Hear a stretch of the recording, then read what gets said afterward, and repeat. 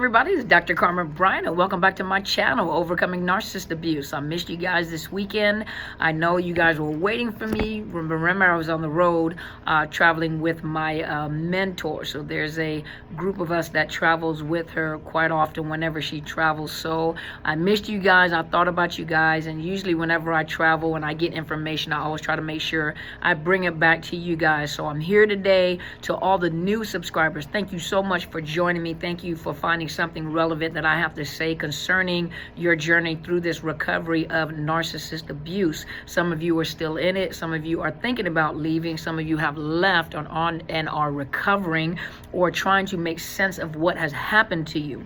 And so, hopefully you guys have had an opportunity to purchase my book, Unmasking the Illusion of Perfection. I hope that you guys got it. It's a pretty quick read, easy read. And hopefully you guys have found yourself in that book to realize that you are not crazy, that these things really do happen. And yes, the people in the book are real people. These are real people that went through it. And so today I just wanted to come on, and I haven't given a title yet. So by the time you get the video, I probably have a title, but I wanted to just talk about like the residual of, after you come out of narcissist abuse, when you are on your path to recovery. And I wanted to come and talk to you from the perspective of a clinician, a therapist, and what we see. I can't speak on behalf of all therapists and clinical social workers and psychologists, but I can just tell you, from my experiences and talking to other people that work with people that have come out of domestic violence, and especially those coming out of narcissistic relationships, what we see when we are in clinic, when you come to see us as a professional. For most of you guys, I highly recommend. Some of you guys have sent me emails. A lot of you, I have had an opportunity to do consultation with many of you guys, and a lot of people are not fit for coaching. If you do coaching, you need to be in therapy as well. Some of you guys really need some type of trauma therapy because what you have been through is traumatic. It has altered the way that you think. It has affected your family, your children. It has changed your perspective on relationships, or even your perspective on yourself, about yourself. And so many times when when I deal with people with the aftermath, after you're in it, or you're coming to me either trying to get away, or you're coming to me in clinic, and you have been traumatized by these individuals, that trauma runs deep. And a lot of times it becomes very difficult, even for a trauma professional to work with those that have been traumatized, because it is a lot of work and a lot of energy. You guys have been in situations in which your whole perspective about yourself has changed. The world as you know it has changed. Even, some of you, and I was thinking about this before I came on camera, some of you have went to school to be an RN. Well, by the time the narcissist is finished convincing you how the school was not accredited and the information you got is wrong, you begin to question whether you really are an RN or a veterinarian. So you begin to question. That is how serious this type of abuse is, where, when you've been gaslighted and trauma bonded, it changes, who you are. It doesn't change who you are. It changes your thoughts about who you are, and I'm just going to give you some of the things that I see, and some of the things that I even see here on YouTube when you guys are either emailing me or communicating with me. Number one, a lot of times you're coming out of the situation angry. Most of you guys are very angry. A lot of times also very aggressive. And so what happens is a lot of you are coming out of these relationships or in the relationship, and you have post-traumatic stress or complex post-traumatic stress. And so a lot of you guys are hypervigilant. A lot of you guys are triggered. You're triggered by the way you're always on the defense. And so what I find in counseling a lot of times is that people tend to apologize all the time. Keep in mind that a narcissist always raises the standards in your life, or raises the standards on how to please them to levels that they can't even achieve. So no matter how high you get up in the standards, you'll never be able to achieve the standards that they lift, before you. And so you constantly are trying to prove yourself. You're constantly trying to, a narcissist can tell you, why don't you cook like that? So you go take cooking classes. to figure out how to appease that narcissist, not knowing that they're a narcissist, but appease the narcissist. And it doesn't matter how many cooking classes you have been through, it still is dissatisfying to the narcissist because they're crazy making, or there's also part of gaslighting. But they like to crazy make. They like to make you feel on edge or walking on eggshells. They never feel good enough. So if they never feel good enough, they don't ever want you to feel good enough, and misery loves company, and they're miserable individuals. And so if you're happy, it torments them. If you're happy, you're satisfied, you're growing, you're smiling, you have friends, that is torment to them. They have to find a way to bring you to their level.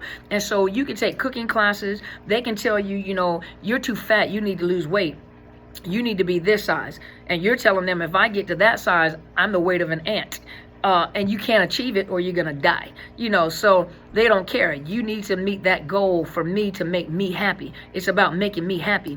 Why don't you wear your hair like this? Why don't you wear this makeup? Why don't you take off your makeup? Why don't you wear these type of clothes? It doesn't matter what you do. And so all the time that you're in this relationship, you're constantly trying to prove yourself to win the affection and the approval of this narcissist. And so you come into counseling, or for some people even communicating with me through social media, a lot of times what I find is doing and saying things to try to impress the person that you're talking to, either using big words, giving, and I'm not saying, listen, you guys, I'm not saying when you compliment me that it's a bad thing. It's not a red flag. I can tell a red flag. I usually read and I can tell what is a red flag and what is excessive.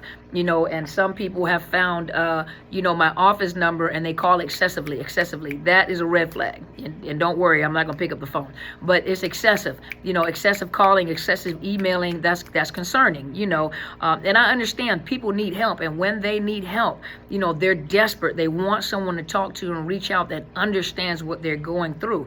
But what happens is there's some things where you become so what's the word I'm looking for? Not obsessed, but what's the word?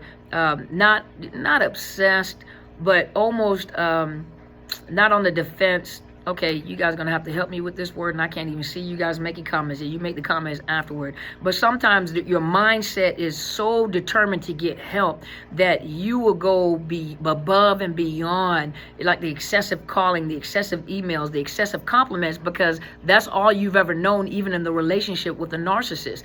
In order to get your needs met is to appease the narcissist by, it's almost like bringing a sacrifice to the altar. I have to bring the sacrifice of, affirmation and telling you how beautiful and how smart you are and stroking your ego in order to get what I need. So if I can stroke your ego and make you feel good and make you feel handsome and make you feel pretty, then I can get my needs met. And so because you have been trained to get your needs met that way, what happens is some people that get into counseling or get with coaches, they do the same thing because it's a habit. That's the only way that you knew how to get your needs met. Now, you're also in a very chaotic environment. So being in a very chaotic environment and all you know is triangulation and chaos, a lot of times in order to get your need met or get some affirmation or get attention, the only way you know how to do it is to be messy, or to triangulate. And that's the only way that you can get some type of attention. So seeking attention seeking, because you want to be affirmed. You want to be told that you're smart, you're handsome, and then, the excess, or constantly, one of the things that I always notice a lot of times is constant apologies, always apologizing because nothing you did with that narcissist was right. And so you constantly had to apologize for things that wasn't even your fault. Constantly having to apologize for things that you weren't even responsible for. You're apologizing for things that the narcissist was doing, not you were doing. And so you're living this life, another thing, the anger and the aggression. And so you're triggered because anytime someone may try to correct you or provide you with constructive criticism, it's hard to determine who's genuine and who really means it well to help you versus no matter how many times you get this criticism, it's meant to tear you down. And so it becomes difficult to determine whether you have to learn the character of the person. You have to learn. Some of you guys would have left if some of you guys have been with me for the past almost a year. I think it's a year, October. But a lot of you have been with me when I had like 10 videos.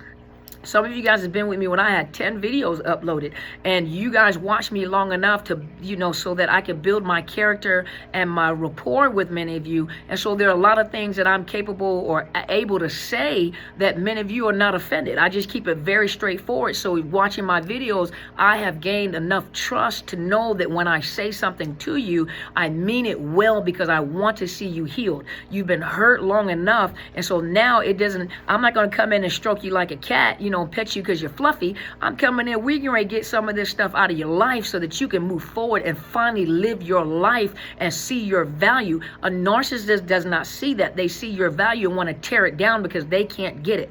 And so you live your life constantly trying to prove yourself, constantly apologize, constantly on the defense. No matter what they say to you, you're constantly on the defense because everything that they said to you was something to tear you down. And so you may get with a counselor or a therapist, you get around people and you're constantly on the defense because you don't know whether they're saying it to hurt you or whether they're saying, someone can say, excuse me, and so what you trying to say? What do you mean, excuse me? So what does that mean? What does excuse me mean? And so see, you guys and people are looking at you like, you okay? You stressed? You need a hug? You want a hug? So you come out of these relationships just on level 10. Someone can accidentally drop something or, excuse me, don't step on that. Oh, so what are you trying to say? I'm clumsy? So you're adding stuff in there because you're taking that trauma and the experience that you had in that relationship and you apply it to everybody. And the heart, that's why I tell many of you guys, when you come, some of you say, well, when does the detox end? When is it done where I'm healed? Depends on how long you've been in the relationship, number one. If you've been in a relationship a very, very long time, that narcissist took a very, very long time to trauma bond you. And so there's a lot of residue and there's a lot of residual inside of you that you haven't gotten rid of. Number two, you have to look at the family of origin. If you come from a family with narcissistic family members, mother, father, or caretakers, you come from a toxic environment, you were groomed from a young child. You were groomed, and it's almost like you were handed over to a predator. You were handed over and your heart was bleeding. Some of you guys have been rejected. Some of you guys went from foster care to foster care. Some of you guys have been severely abused mentally, sexually, physically. Some of you guys have truly been abused and misused, rejected, abandoned. You may have had parents in the home, but they were absent parent. They didn't pay attention to you. They didn't tell you I love you. They didn't tell you how important or valuable you are. And so you're out looking for your value. You're out looking for someone to affirm you and to make you feel like someone. And it led you right to a narcissist, where the narcissist will say anything nice to you or say anything, your hair is pretty, and all of a sudden you're in love. I want to have your babies. I want to drink your bath water, and all they were saying was, but a narcissist picks up on that. That's why they throw that fish hook out to see how you're going to bite from that fish hook. That's why they study you to see what your weaknesses are, not just your strengths, but I also look for your weaknesses. If I compliment you, how do you act? Hey, I just wanted to let you know that you are a handsome man. Oh yeah, I am? Right there, that narcissist female got you, because she knows that's where you lack. A man says, hey, I don't mean to, be rude or anything, but I just wanted to tell you that not only are you gorgeous, but you smell good. I do? You want to call me sometimes? Desperate.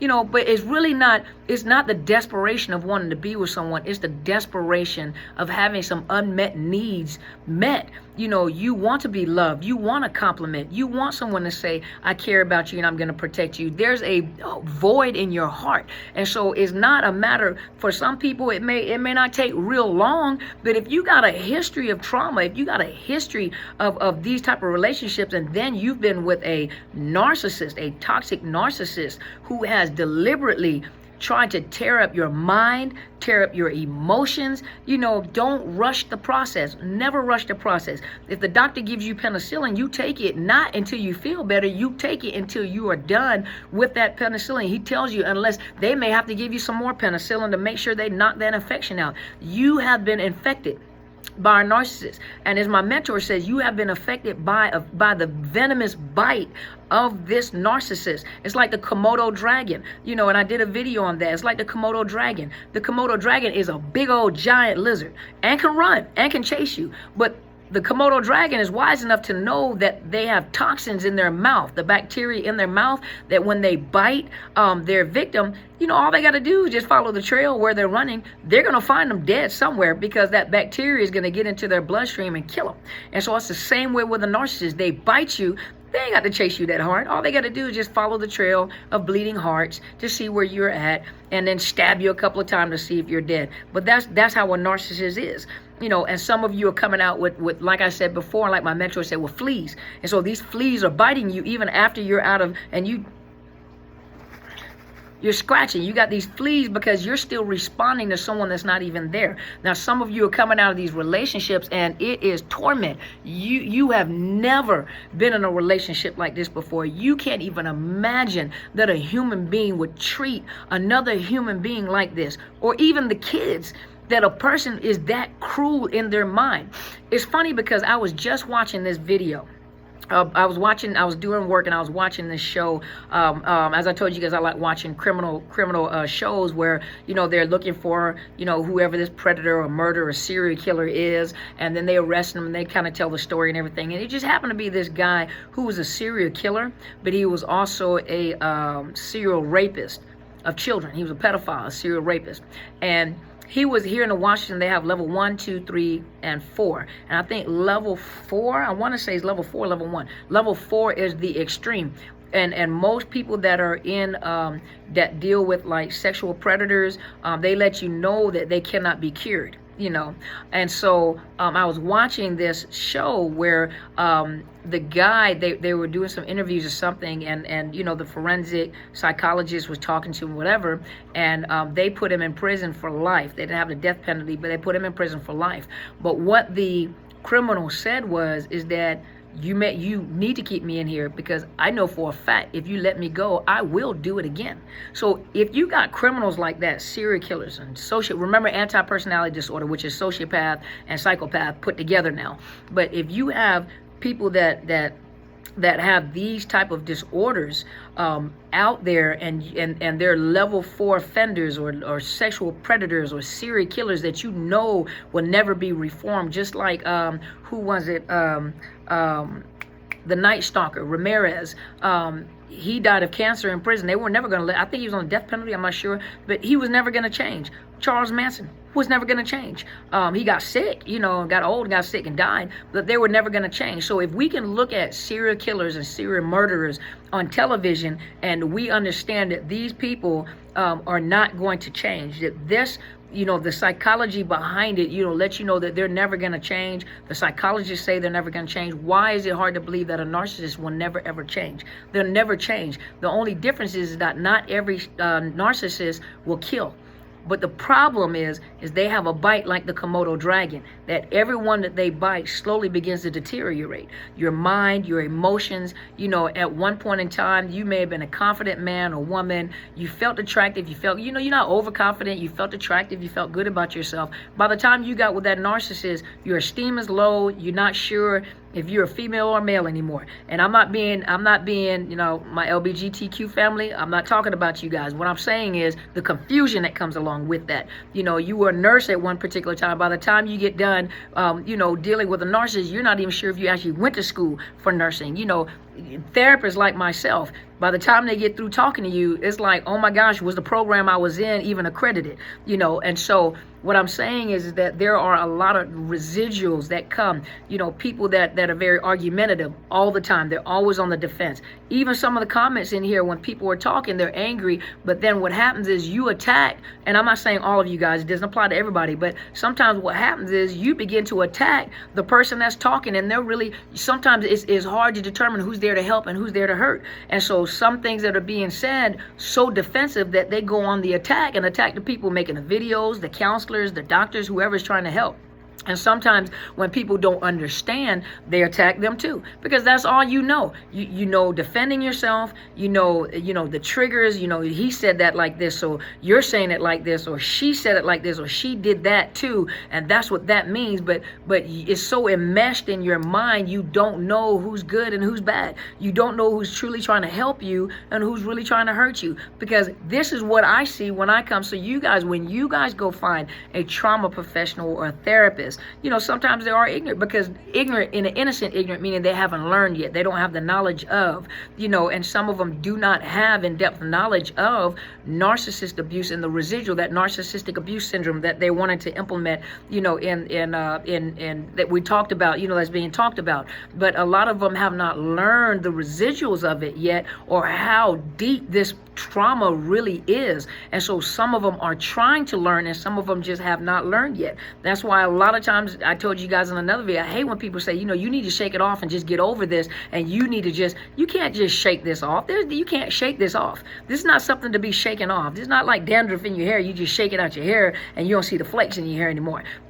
This is very deep, and the trauma that they inflict, the abuse that they inflict, goes beyond skin, goes beyond surface level. It goes into your psyche, your mind. It goes into your heart. It goes into your well-being. It goes into your everyday life. It makes you change your perspective on how you see people. Some people never want to date again. People don't even isolate themselves, And so this is the type of stuff that I see when I sit in the clinical setting. And so what I tell you guys is, be kind to your therapist. We need to have a be kind to your therapist day. Be kind to your local therapist that's really trying to help. Those that are trying to help you and those that are trying to hurt you. Those that don't have a passion for what they do and they're just trying to get the money, versus those that have a passion for what they're doing because they really desire to help people that are hurting. And so you guys should be able to distinguish that even on social media, to determine who's really trying to help you and who's really trying to hurt you. Everybody's not for you. Every coach is not skilled enough to deal with, because some of them are hurt too. Some of them are broken too. Some of them have not healed. Some of them have started doing coaching and they're still dealing with the residual, and you trigger them. And so some of you guys are rough. And so I'm glad, I am so honored that I have you guys here on this YouTube channel, because some of you guys are, hardcore and very intelligent people too. I am so honored that I would have a group of people like you to be a part of a tribe with, because some of you guys are just brilliant. You are intelligent. You guys are beautiful people, got a beautiful heart, just wonderful people, but you have been hurt by a narcissist. And so you guys do have residual. Not everybody, but you do have some residual. And so I challenge you to look at yourself and see, how do you respond to people? Even when I talk, does something trigger you? When other people talk, does something trigger you? Does something, does something that, and then you don't want to be bothered, because what does it remind you of? Think about it. Does it remind you of how your mother used to talk to you? Does it remind you of what your father used to do? Does it remind you of what that narcissist did? What does it remind you of? Why are you triggered? Think about it. When you're triggered and you get on the defense, stop and think before you speak, and think, why am I triggered like this?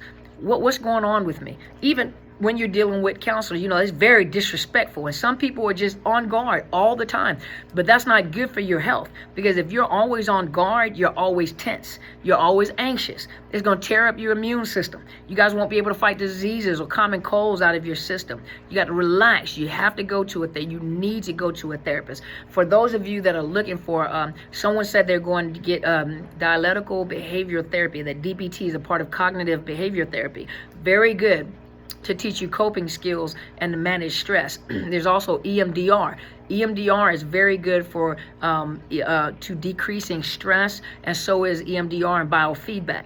You find someone that specializes in these, or find a trauma professional that can talk you through it. Some of you guys don't need coaches. Some of you guys actually need therapists, and for the time being, while you're in your recovery, also need a med provider to provide you with some medication to help you calm down and help you to sleep. Some of you guys are missing sleep. You can't sleep at night, and that's not good. It's not going to help your immune system.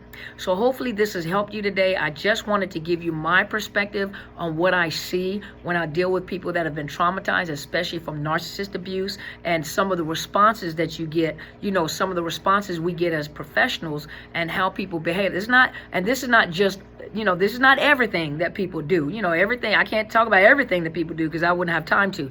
But there is residue, and you really need to find out, why am I being triggered this way? And 9 times out of 10, you're constantly explaining yourself, always apologizing, always second guessing yourself. You're confused. You can't even make decisions for yourself anymore because you're concerned whether the decision is right or wrong. It takes time. Take your time. It takes time to detox. It takes time for that fog to lift off of your head. Once that fog lifts from your head, you can think more clearly. And to whoever my friend was that thought I said frogs, She said, I think about the little frogs all the time. I just go in my mind and clear the frogs off of the porch. Now, you know what? You deserve a high five. If you are clearing some frogs from your porch in your mind to clear your mind.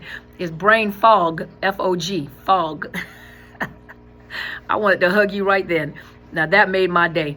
But listen, you guys, I'm so glad that you guys are here with me. If you have not already, please go and subscribe to my YouTube channel. It is Dr. Carmen Bryant, Overcoming Narcissist Abuse. Hit the bell so whenever I upload new videos, you get the new videos. And I come on Sundays between 8 and 9 o'clock Pacific Standard Time, which is West Coast time. And I come on live, so I missed talking to you guys live this weekend because I was traveling.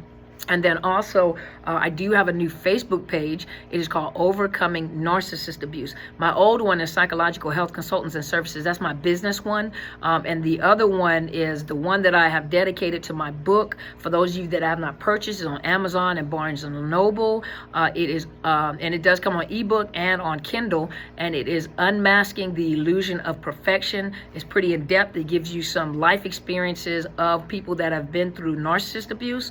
And it's a quick read, it's an easy read, and I just wanted to, this book, I particularly wanted to show you what narcissist abuse looks like in action. Now, those of you that are not of the Christian faith, no problem. Take the principles out of it and find yourself in that book to understand that you are not alone. Just take the principles out of it.